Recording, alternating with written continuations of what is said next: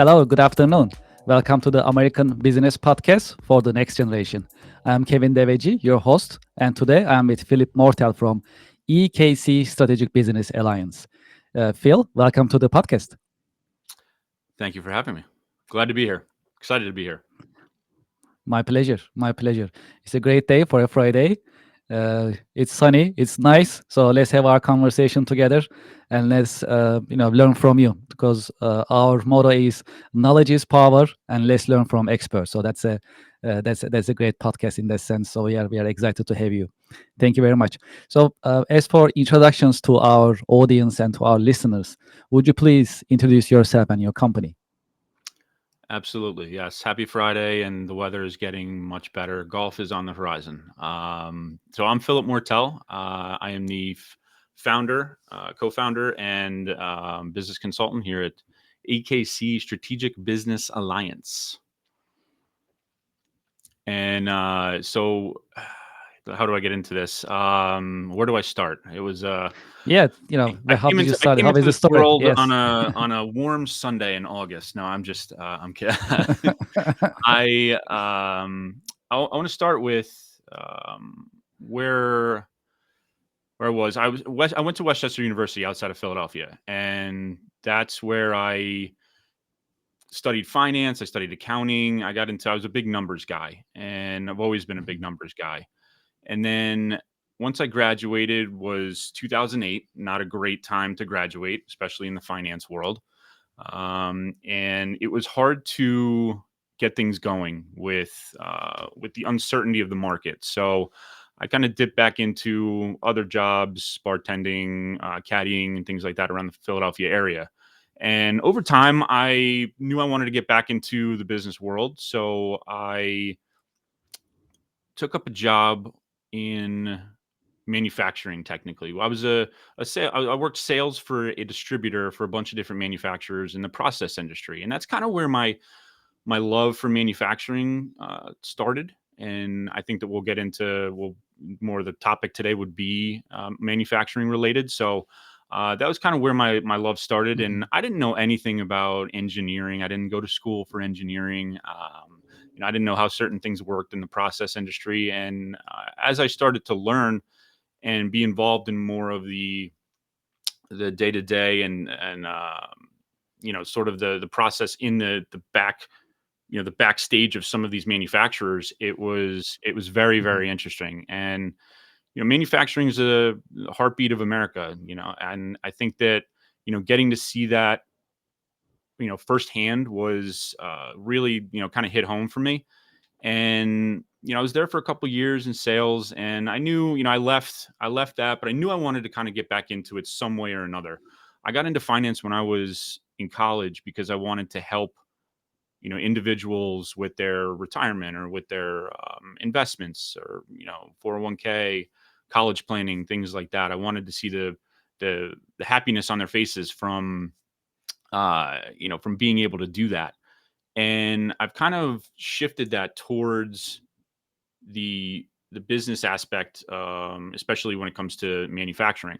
So it was about 4 or 5 years ago now. I started a business with my business partner Ellis Chandler. He's on the individual planning side, so he handles investment management, college planning, 401k, kind of like what I wanted to get into. But we started kind of building the business side of our firm, and that's what it's grown into today as far as EKC Strategic Business Alliance is concerned. I've started to taken over that side of the business. I started to build out our partnerships, including with yours truly, with Kevin and American Workflows, and now we have the ability to offer cost reduction services to small to mid-size manufacturing.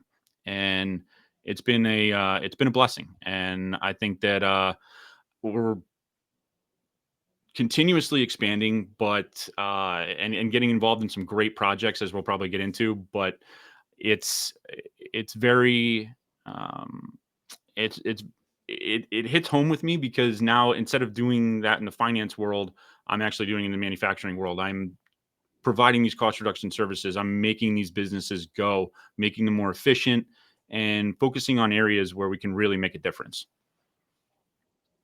Absolutely. I mean, especially American manufacturing is the heart of the economy. I truly believe that, and I definitely share your passion in that sense.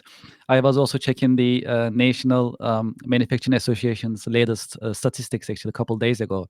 The contribution of American manufacturers to the economy is tremendous, and it's important. And definitely, I'm happy to have you in the podcast, and we can discuss the U.S. manufacturing and how we are actually supporting their efforts to be more competitive in Mhm. global stage.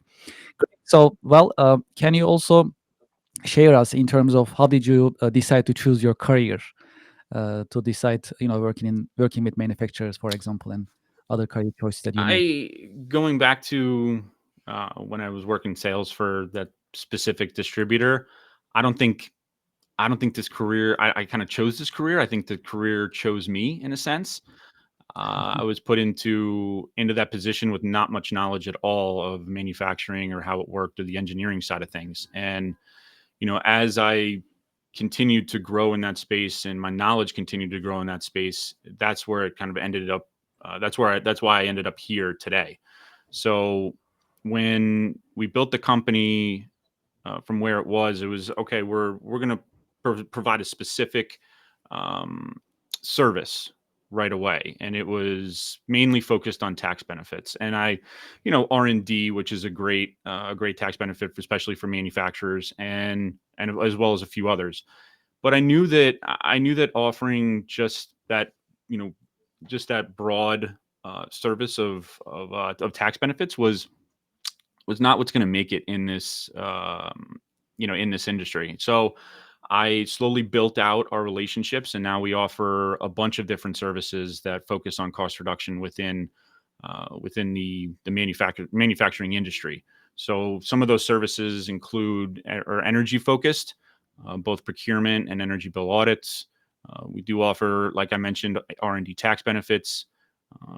We focus on equipment management platforms such as the one that you provide, and insurance as well as telecom. So anything that can really make a huge difference in the bottom line for some of these manufacturers, especially some of the small ones who tend to struggle at times. Yes, absolutely. I mean, the sharing the knowledge with manufacturers about available resources, as well as how they can be cutting their operational cost in manufacturing is a great service, and that's much needed. Absolutely, absolutely. So this is a great session in that sense to learn from you. So well. I'm glad that you share your passion about manufacturing and how actually you chose your career. So, can you also share the most challenging and exciting parts of your career with our audience? Well, like in any sales situation, the hardest the hardest part of the job is trying to make the sale. But I think, as one of your previous guests put it, it's you're not trying to prioritize making the sale. You're trying to prioritize the problems that the manufacturers are facing, right? And that's key. You want to learn what's going on, what costs they're battling, and which areas that you are able to help them. I think that manufacturing, they're focused on efficiency and cutting costs. So if you can be that solution for them, it's a huge deal, and that's given us the ability to grow. Yes, it actually resembles kind of doctor-patient relationship, right? So you need to listen their challenges, issues, and then you like to come up with the solution that can address their challenges. So that is, I think, very exciting in that sense also. So well, same with manufacturing, also same in business world in general. So the hot topic nowadays is AI, right? So AI already in our business world, in our lives, we start using it in some form, and it's just gonna basically keep evolving. That's how it looks like it. So moving forward, what is your take in terms of AI, how it'll be changing our lives and business world as well as manufacturing? I like to really get your Yeah. take in that sense. AI has obviously been the boom lately, and we use it every day. I use it as soon as I wake up. turn over, Mhm. talk, hey Alexa, what's the weather going to be like today? So I know how to dress going outside. I it's for use. It seems like it's more worldwide use, right? Or everyday use, right? And in all these processes that we're Mhm. trying to do, hey Alexa, what's gonna, how do I do this? How do I do this? Hey Chat GPT, how do I do this? What's going on? And that's key for manufacturing. I think moving forward, manufacturing, like I mentioned, more efficiency, cutting costs. Hey, how do we do that? How do we implement these systems to provide for better processes? And that's, I think AI is key to moving forward, especially in this certain, I guess, area of turnover, right? We have this, everybody thinks manufacturing, they think of, okay, yeah, getting your hands dirty and putting something together, making something, creating something. And they think of like, oh yeah, the seasoned 30 guy who's been there for 30, 40 years, he knows everything about every piece of equipment, right? And you kind of Yes. get to that point now where some of the younger generation, they're not going to technically have that skill, right? You're going to have, those old guys, they're going to retire, and the old men and women, they're going to retire, that know these equipments like the back of their hand. They can, like we mentioned, like I think we were on a meeting the other day, and you walk by the equipment and you're going to know, hey, that's, something's off with that, right? Something's off. But nowadays, people are Mhm. not going to know that, especially if they don't have the experience. So now we can kind of draw in some AI driven equipment to understand that equipment better, and make sure there's not any kind of issues or problems with it moving forward. I think that's a big kind of process for what is happening now with AI, with manufacturing, and just making it more efficient. Yes, absolutely. That's really exciting. Do you think AI will replace some of the positions in the future? I mean, yes and no. I think there's certain positions that are kind of irreplaceable, even if it is AI. When it comes to manufacturing, but in with the way the world is evolving, I would say that AI might be able to take over in somewhere down the line, 20, 30, 40 years down the line. I can certainly see that. I hope that's not the case, because I still feel like a human touch on some of these processes, especially when it comes to equipment, is key. So we'll see how it Mhm. plays out. But I think that AI will have a big play in manufacturing somewhere down the line. Just not anytime soon. Yeah, that's definitely a fascinating conversation that we can really talk about it for day and night. That is for sure, and that is actually a common question. That's a big question in that sense, like whether AI will replace certain positions, how it will be. It looks like it's still up to humans in a way, how much we like to use AI, how further. So that remains to be seen. But that's a big question mark, and AI just keeps getting better, and that's the case. So as humans, we need to decide how further we like to use AI moving forward. That's how it looks like it, but we'll definitely see that. Definitely, remains to be seen. Well, let's talk about predictions. So one of the actually insights that we get from our guests is predictions, right? So, what is your prediction for the job market 2025 and beyond, as well as economy? So, you just mentioned a couple of important points about manufacturing, about the talent acquisition and retention, right? So, finding new talent, just like you mentioned, the previous generation, which they have a lot of experience. They are veterans of manufacturing, if you ask me, and they are retiring and they have that know-how and they need to transfer it to the next generation, manufacturing professionals, and that's a challenge finding filling those positions.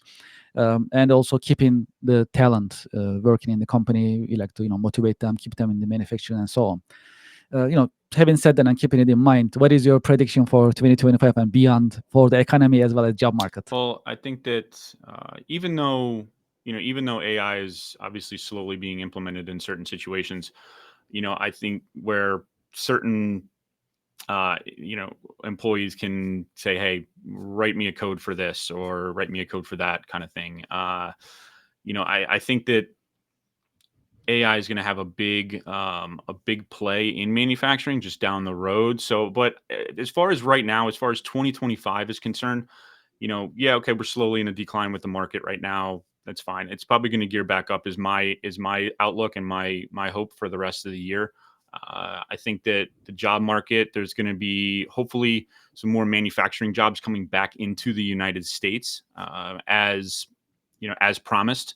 So hopefully that'll kind of gear up then that'll slowly kind of trickle down, right? The more manufacturing jobs needed. Now there's more manufacturing jobs needed. Now there's a play for, okay, well, we're going to need more manufacturing, classes and things like that in colleges. We're going to need more trade and engineering type classes in high schools and things like that. I remember when I grew up, or when I was in high school a long time ago, we had those classes. We had those CAD classes. We had the engineering classes, electric classes, masonry, woodwork, all that kind of stuff.